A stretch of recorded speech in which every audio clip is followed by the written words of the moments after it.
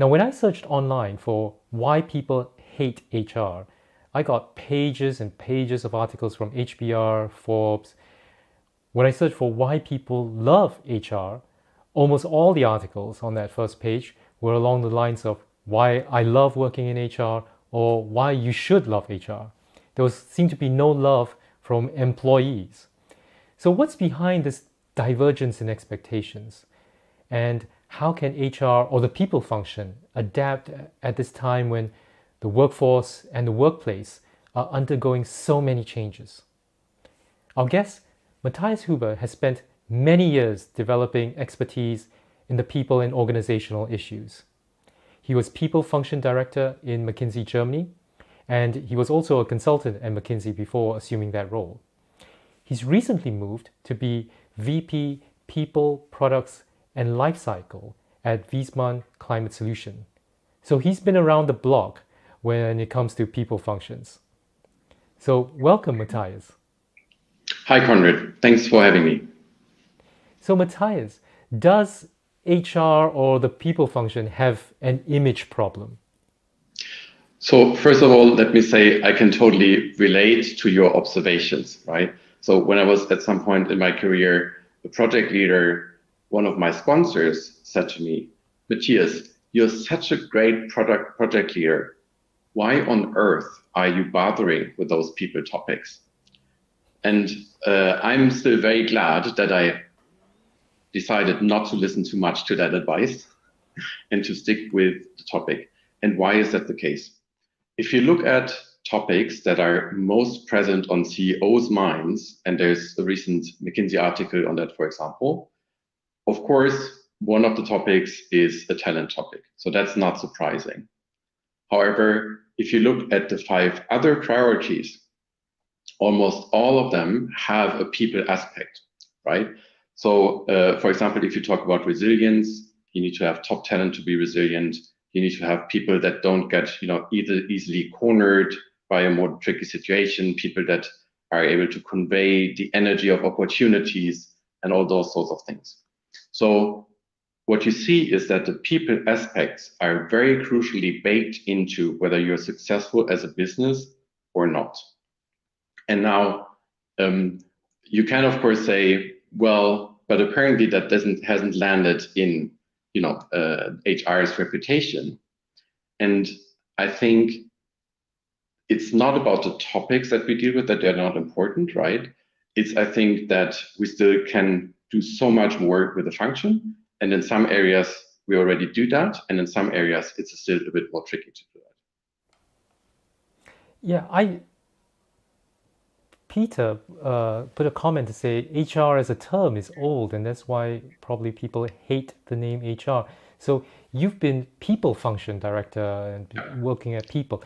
Is this terminology just the same thing, you repackage it, or does that reflect a different approach to leading and managing an organization's people? Yeah.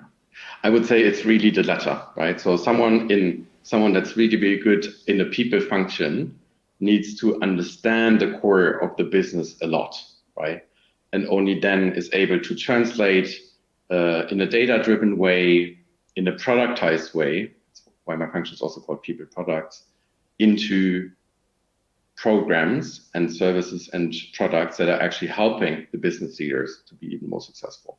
So I totally agree. HR really reflects that old world in a sense, and there is a lot out there has already moved beyond that. You talked about that quantitative side of things, right? Where you and how leaders, organization leaders, have to grapple a lot with those people issues. So, how does a people function director work with senior management, senior leadership, the board, in terms of presenting how an organization is performing in the people side? Yeah, so the whole topic, of course, of people analytics is a very, very important one. Only if you leverage the insights that you have from a quantitative perspective and then add the gut feel and the expertise of many of my colleagues that simply feel what's going on in an organization, then you have the holistic story to tell leaders and also to measure how you can actually be impactful on aspects. So you're saying you've got to, oh, sorry, go ahead. No, and I think that ties nicely into that product idea, and that's to your point of how I work with leaders. So why do we think about things that we do in a productized way? It means that we're not a headquarter, basically, that tells people you must do that in that way, right? This is not the idea. It's about building people programs, let's say leadership programs or compensation structures, or even future work, flexible work concepts. And then we offer them to leaders, for example, the MD of a sales entity, work with the respective P&O lead to adapt and bring that product to the specific environment of that entity. And then it's actually effective in helping the leader bring the entity forward. So when you say product, you're actually talking about a particular sort of product that's related to a people function, is it? Like it's a people training? Product, yeah, exactly. Oh, okay. Yeah. So Deepak has a comment that says, he says, people hate HR because most HRs that I've come across lack empathy and operate from a place of authority and dominance. In some cases, they're arrogant too. Does that go back to that what you were mentioning about having that kind of empathy when and balancing out with the numbers? Yeah, so Deepak, first of all, I'm really, really sorry that you had to have those experiences, right? So that must have been harsh. And I think in my environment, and maybe I was just lucky, of course, I've now and there met people that were like that, like in many other functions as well. However, the majority of the people that I work with, they're very, very passionate about what they do, right? They're very passionate to help, to support people grow, and to really bring the business forward. So whilst I appreciate that, that your experience might have been different, it luckily doesn't mirror mine.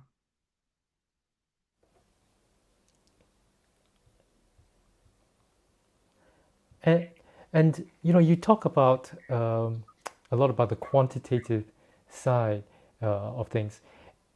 We've gone like 10 minutes, and we'll have to mention the word of the year, which is AI.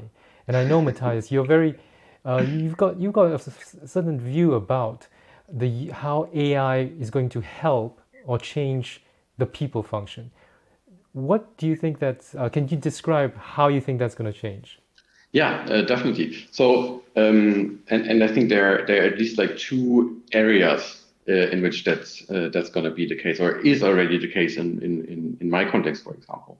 So, if you look at generative AI, it can actually help a lot with daily work of people professionals, right, of my colleagues. So, for example, if you're trying to draft a job description together with a hiring manager and you're trying to consult on that, usually you would have to put quite a bit of time into writing it down literally. Now, with something like OpenAI, you can be much faster in learning how to give clear instructions to the engine and then get an 80% draft out of it very, very, very quickly. And then you can put your brain power and your experience into iterating that by yourself and together with the respective leader. So AI in such a way can accelerate parts of your task where you didn't add that much value a lot. You have to, of course, be cautious. You need to know with every technology, right, how to use it and what the downsides are. So not to put personal information in there, right, which would cause GDPR problems, and also where can you rely to which extent on the technology. So, but that's the first, if you look at generative AI, that's where I think it will simply make quite a few of the less value adding aspects of tasks much faster, right? The other aspect is how we can use things like machine learning to be better at understanding, for example, skills. So what skills does our organization have at the moment? What skills does the market think we should have in a specific job? What skills do we think we need in the future? And then how we're going to get those skills? Are we going to hire for a certain skill? Are we going to pay for a certain skill? Or, for example, are we going to build learning journeys, upskilling journeys around it? Yeah, exactly. You just put up a nice slide on that. So what we do here, if I may explain, we actually work with the technology that reads job ads around the globe every single day. And then out of those job ads, extracts the skills that are needed, and combines that with our specific skills that we believe that are there, and also with the updated skills once people have actually moved through learning journeys to build further skills. So that if you also then build how you sort different jobs of your organization, the job architecture, along the skills, that you can actually create a cycle that you move forward the skills that actually are crucial to fulfill your strategy. I mean, Matthias, when we spoke before this, I was really fascinated by how this whole architecture and approach that Viessman has towards skills. So, is this the case that through these web crawlers, the machine learning, you can actually benchmark where the organization is as a whole in terms of the skill level versus its competitors? Yeah, from an org perspective, through the web crawlers, we would actually understand if the required skill sets, if the world out there thinks that the skill set for a certain job changes, and then we can actually relate that to our context and bake it into what we do in the people function and with our business leaders. Exactly.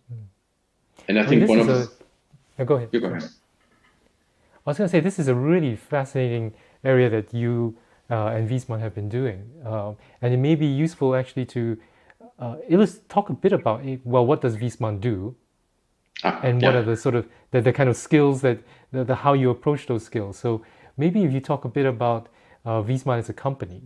Yeah. So Viessman is a German, originally German, but global climate solutions company. We mainly work on the decarbonization of the energy sector. So we produce home energy management systems, heat pumps, PV, battery storage, mainly in the residential and light commercial area.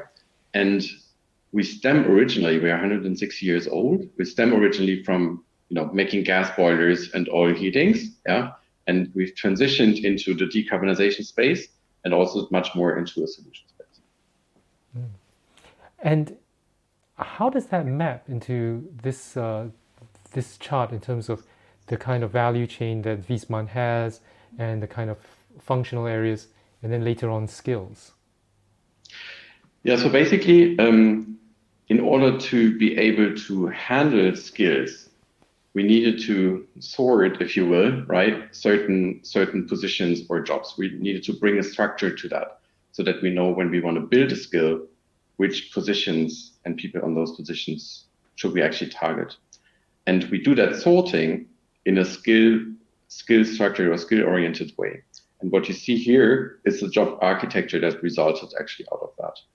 It follows broadly our value chain. It's 13 job families, 3 in the developing aspect, right? So developing systems, developing products, then we produce them, then we sell them, and we enable doing all of that. But we do that sorting of jobs not from an org structure perspective. So you're in the marketing department, you're all in job family number 7. We do it from a skill perspective. What skills are useful and required in your job in order to do that job well? And then we bring that position into the respective job family. And here, is this the case that you are breaking it down like into a particular job area, like the purpose and then of customer services and the various skill areas that are pertinent? Is this what's going on here? Yeah, so actually for all of the job families, they are then described by a purpose and skill areas, right? And actually all the skills that are required for a specific job in that job family, 80% of those skills can be attributed to one of those skill areas.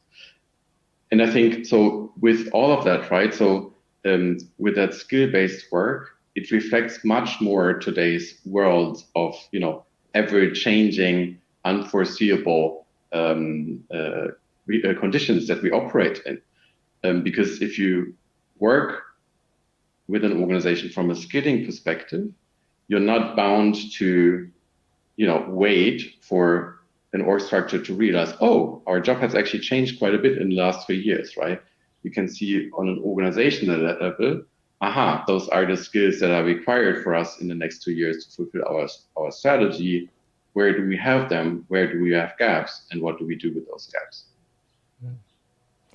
We have a question from Marnie, who asks about learning journeys. How do you think companies can best motivate employees to invest in their personal learning and make a use of all the materials, training provided on top of their already busy day jobs? Yeah, very good question, Marnie. I think there are a couple of aspects. So if you look at it from an individual perspective, it's of course very important to make it a real experience.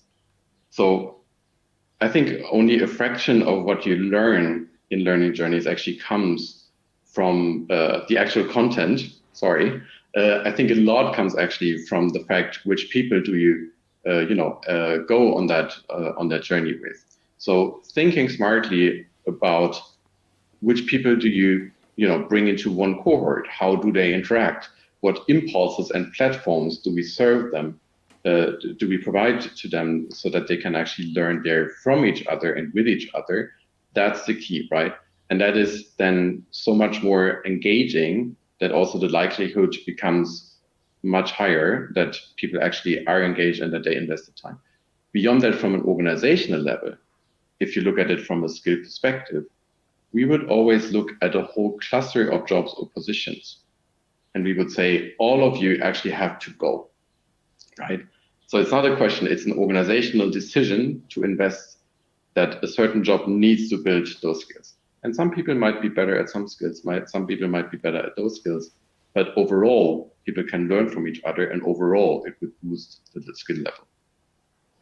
So within Viessman, do you have this sort of training plan or training targets per people for each employee, and how do how do you get line managers to release their people to go for training or on the job upskilling?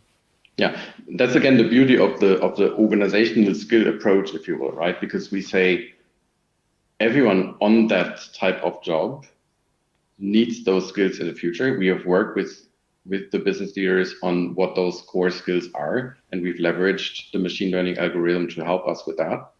And then it's actually a business decision, right? That the leaders jointly make, if you will. So it's not that much around, like in individual conversations. Oh, this person should go, this person shouldn't go. Okay. Hamish asked, how will HR leaders help their organization grapple with what it means to lead in an organization that's going to be transformed by AI? Yeah, it's a very, very good question. So I think, and I have, of course, some thoughts of it, but I'm by far not yet there, right? So to know it all, basically.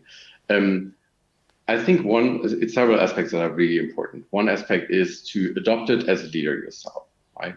If you have an understanding of what the technology can do for you and for the people that you lead, and if you also have a calibrated view on where the upsides are and also where the risks are and how do we actually deal with those risks, then you can be a good leader and help your employees, give orientation to the people that you lead. Other aspects are, of course, that you need to build a structure so that people can also bake that into the processes to use AI, right? And that they know how to use it most effectively, basically. So they also have the capability to do that. And then over time, with being a role model, with having the right processes and structures in place, and with building the capabilities for people to use AI, then I think you will also see a positive transformation in that space of your organization. Does your skills map approach struggle with something like AI, where the skills or even the training is not quite developed yet because it's such a new field and things are changing so rapidly? Well, to an extent, it's already baked into the skills as of now, right? Because the development is there, and even though generative AI has created quite a bit of buzz very recently, the technology like deep learning, machine learning has been out there for a while, right?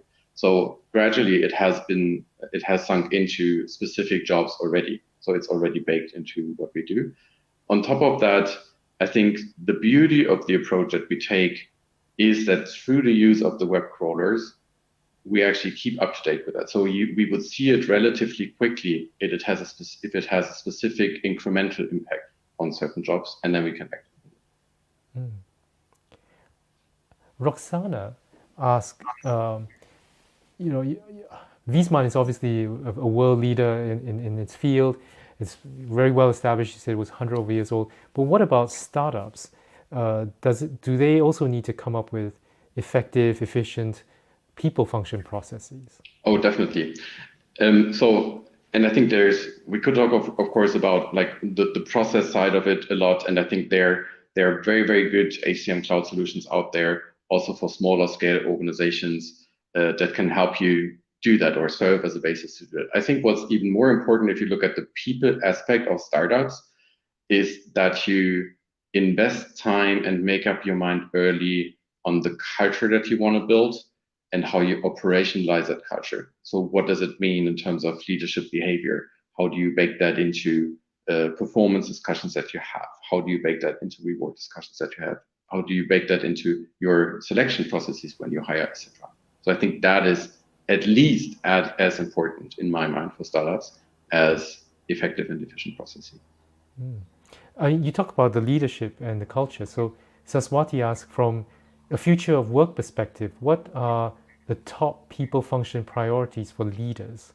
What would you say are some top behavioral skills that organizations need to focus on? So I think let me maybe start with the aspect of flexible work and then make a bit of a segue to the broader future of work topics. So from a flexibility point of view, I think as a leader, it's crucial that you initiate those discussions on where do we are fine with all being remote and where do we make a conscious investment into coming together in a physical place, because we know that problem solving is better there, because we know that it gives us a better sense of belonging, a better energy. And as a leader, you, in my mind, should be able to ignite those discussions, not only with your line organization, but also including the other teams that your people deal with the most. So that is for the flexibility bit, right? So as you might hear, I don't think, I personally, I don't believe in, 100% remote work for a whole organization. Neither do I believe in the effectiveness of saying you have to be back, Wednesdays and Thursdays in the office. But anyway, so that is for me a leadership capability in that flexibility context. And then on top of that, if you look at, more work models that are more closer aligned with like Agile and Scrum methodology, etc., I think that also does something with you as a leader, right? So, and I think you need to understand what kind of leader you want to be in that context. Are you going to be a leader that leads mainly through your expertise and injects that in a certain way into that kind of working? Or do you want to be a leader that is actually, more on the broader perspective of leadership, tries to have an impact there even more, right? And then you need to find your specific space that fits your capabilities in the future of work context. So it sounds like you think that remote or hybrid is going to be a permanent feature of the future of work. Is that right? It's right. I think, though, that we are still learning how to balance it best. Because I think the pandemic had, in that sense, advantages because it accelerated the adoption of remote work in much more jobs, many more jobs. But on the other side, some people made life decisions during the pandemic because they thought they would never need to go back to the office. And then now that we have the chance to meet again, we realize how important it is for our sense of belonging, how important it is for certain tasks to come together with your team, with people from other teams to solve some certain tasks or certain problems effectively. And now, like people made life choices during the pandemic phase because I thought I'd never have to go back. Now they realize what they're losing, and their organizations also realize that they need to balance it in a way. And then it's a bit about, what do I do now with my life decisions of moving away a couple of 100 miles, for example.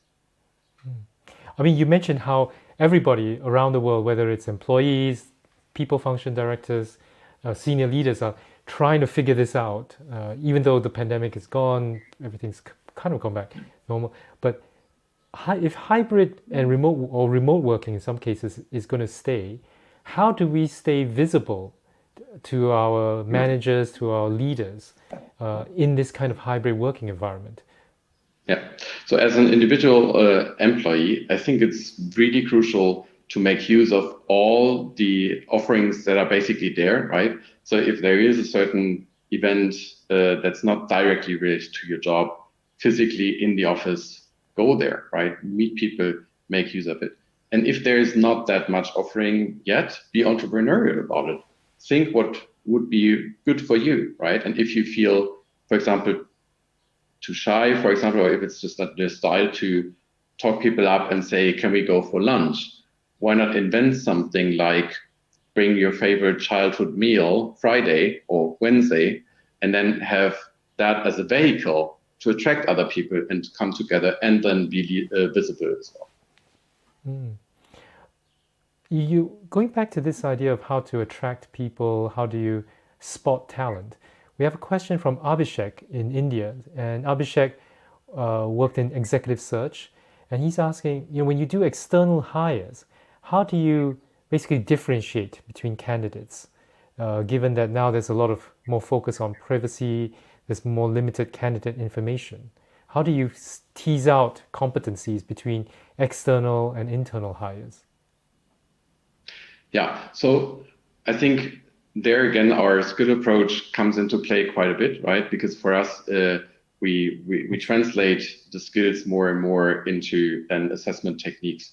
And we can actually do the same with leadership practices. So if you have a good understanding as an organization of what good leadership looks like for you specifically, then it's also easier to translate that into assessments. And I mean, they're very, very good also Big 5 personality questionnaire based assessments out there that help you not only look at the skills, as I said before, but then also look at that almost like cultural fit that you need to examine. And Saswati had a follow-up question to what you were mentioning before. So beyond remote work, flexible working schedules, automation, is there anything else that you think is coming in this future of work?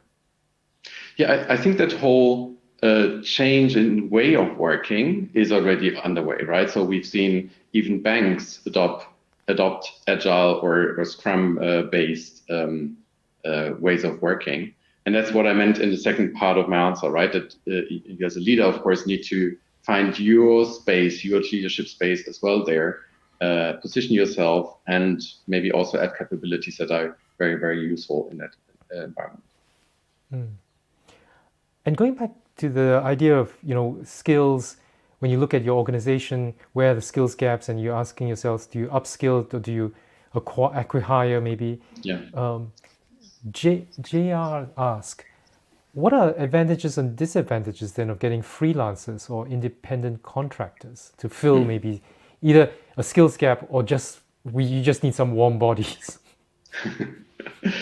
I think it highly depends on your situation. And I think if you decide that it's useful for your business and in your context and for a certain skill cluster, in my mind, you should always keep in mind what you want to build around as a culture, including freelancers and independent contractors, right? So even if you have a mix of permanent employees and freelancers, that doesn't stop you, it has to stop you from creating a culture and certain values of how you interact with each other. And that's what then also makes the interaction between freelancers and permanent employees more seamless and the business outcome even better. I mean, we started talking, we talked about whether HR people function had an image problem. And Deepak, I think, obviously thinks so because he asked, do you feel that the chief HR officer or chief people officer, right, is seen as not as important as other C-level roles? And whether that's, it comes out in titles, it comes out in the salaries. Do you think that's an ongoing issue for the people function? So it's interesting, Deepak. I think we want to have a chat also, even separate from that, because I appreciate your experience. My experience does not necessarily mirror, especially your second sentence. I do think I know though where you're coming from, and in the end, in the environments that we operate in, the people aspects they are so central, so that if you have a good people function leader, like with other functions as well, that really understands the business and is passionate about having a business impact through the people topics, then I also think that you don't necessarily have that problem, right? It's just that we're not there yet, across the board, and it will just take time and investment, and also people moving around between functions, right? So, Conrad, as you mentioned, I on purpose made at some point the choice to become a strategy consultant that was not consulting on people and org topics, because I wanted to learn how value chains in different organizations, in different industries actually work. And that actually helps me a lot today to be more effective in what I do. Mm. I think Dipsasis, I don't know whether this was a question or a comment that came up earlier, but how are you going to empower HR when they can't generate revenues directly, when business is based on numbers? So maybe, Mathias, if I turn this around, which is, do you think that people function or HR can ever quantify the impact that they have on a business the way that, let's say, the product teams or customers, some of the customer service functions can do, or sales? Yeah. So in some cases, you can and you should. So for example, if you want to scale a certain business, and in order to scale that, you need to bring in skills externally as hires and internally through up and reskilling, then you can set yourself targets for the hiring, and you can see how the revenue is dependent on the hires, right? So there is actually quite measurable on what the impact is, right? But I think there are also very, very important other aspects of people function work that are foundational work, like in many other functions as well. You need to have a certain foundation, like the job architecture that we talked about, because otherwise you will not be effective in what you're trying to achieve through people topics in terms of business impact. Yeah. So I think the numbers-driven aspect should be for the people function almost as important as for a sales function, and we must acknowledge that it will never be able to tell the full story. Yeah, I always think that managers would sit up a lot more if HR could say, actually, this is how much it costs when you hire the wrong person for the job, right? Yeah, and in terms of money, but in terms of your time to manage the situation, the time that the rest of the employees, the rest of the people in the team have to grapple with. If you tell that, I think a lot of managers will take the whole hiring process a lot more seriously. Yeah, and it's doable for many of the topics that we, as I said, not for all topics that we deal with, but for many topics, right? Same thing with growing internal talent. If you grow internal talent, you can, to a certain seniority level with a certain skill set, can actually compare what that costs you compared to hiring someone externally, cost per hire, what it then needs until the person's fully up to speed, et cetera, right? So even there, bringing the numbers to the table is, from my point of view, very doable for many of the topics. Yeah, yeah. And it leads on to this comment or question from Laviana, who's watching in India. Laviana says, currently A players in organizations are using remote work or hybrid work sometimes to find additional sources of income, second job. How are organizations retaining talent other than providing the monetary incentives or promotions? Yeah. So I think there are at least two aspects for me, right? So one is what I said before, that balance between remote work and face-to-face interactions, because if you do it well, that combination, then you also increase the sense of belonging a lot, and that really, that brings people a lot more back into, or makes a tie much stronger, right? So that is basically the one aspect. The other aspect is that, at least in my experience, purpose-driven work is much more important than it used to be, for example, 10 years ago. So many more of the candidates that I talk to, they actually look for making a real contribution against climate change, for example. And even for myself, if I may say that, right? So when I was hiking last Sunday, we were doing a hike we've been doing a lot of times in the woods nearby a small river. And it was really sad to see that the floor, which was almost usually a bit like humid, like the typical, June, July kind of floor you would find in the German woods, was completely dried up and very dusty. And it really, it did something to me, right? And then I was actually happy that I can say, with my daily work in the decarbonization space, I actually make a contribution to stop climate change. And I think that is something that becomes more and more important to people. And that, again, then also serves as a tie to the respective organization. In this part about purpose-driven organizations, therefore helping to attract talent, thinking back to your work as a consultant, where the idea, the external perception is that consultants go in, come up with a strategy based on all these things about market positioning, the company's resources, blah, blah, blah. Do you think that actually thinking of how to attract talent, what are the sort of things that could attract talent, starts to play into the strategy of a company? And do you see that dynamic beginning to emerge? I do. Yeah. More and more companies, they identify their purpose, and they then try to, bake it into what they do. And I think, in my mind, candidates can very quickly sense whether there's something authentic or whether it's something that's actually written on the roll or on paper. Mm. In your experience looking at companies who are who are trying to balance this purpose-driven side, how do they measure their progress in that? Because again, thinking back to your time as a consultant, you could measure your market positioning, your resources, your the kind of internal organizational competencies per se. But how do organizations start to measure the way that the extent to which they are fulfilling their purpose? Is this something that HR or the people function is measuring?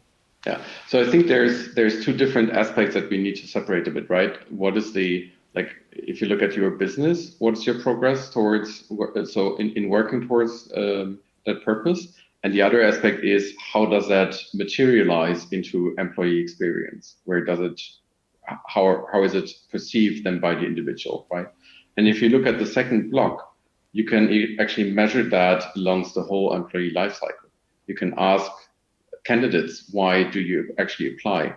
Or why do you sign actually or not sign in the end if you get an offer? You can look at your employees, and you can look at specific aspects of the employee lifecycle and where do they feel it the most or the least, and then explore why that is and what you can do about it, right? And even when people then decide to leave, you can also dig into that quite a bit. Yeah, so I think throughout the whole employee life cycle, it's actually quite doable to understand and quantify that. And I think we have a final question from Roxana. So she asks, what would you say are the best ways of using the Big Five in people processes, especially in the context of regulatory compliance? maybe if you could explain, first of all, to people like myself, what is the Big Five? The Big Five is the most prominent personality psychology concept, if you will, and many inventories are actually derived from the Big Five. Yeah, and so it's basically, there are many questionnaires, if you will, out there that you can answer as an individual, and then you get an analysis of your Big Five personality traits out of it. And in my mind, so the Big Five, they have almost no correlation with job performance in that sense. However, it can help you a lot have the right conversations. So with a candidate, for example, if he or she agrees to do such a thing, so it always, as you write, Roxana, right, it always has to be compliant, absolutely critical and doable in my experience. So if a candidate is okay with that, it helps you ask the right questions, have the right discussions, right? And also later on, if you think about development, it helps you with those conversations and with the right structure for it. Well, thank you so much, Mathias. You've given us a lot to think about in terms of the future of work, but also more importantly, the important role of the people function in an organization. And hopefully, at least for the people who've been watching, you'll see more people saying that they love HR or love the people function, and few who say why they hate it. Thank you so much to our viewers as well, and for your questions. The balance sheet returns in 2 weeks' time, on the 21st of July, same time, 12:45 UK time, where CJBS marketing faculty, Viessman, will talk about how product launches happen. How do organizations approach launching a new product? And in particular, we're going to look at how Apple launched their new spatial computing headset. So if you can, please join us then. In the meantime, thank you so much. Thank you, Mathias. Thank you to everybody. And we'll see you in 2 weeks.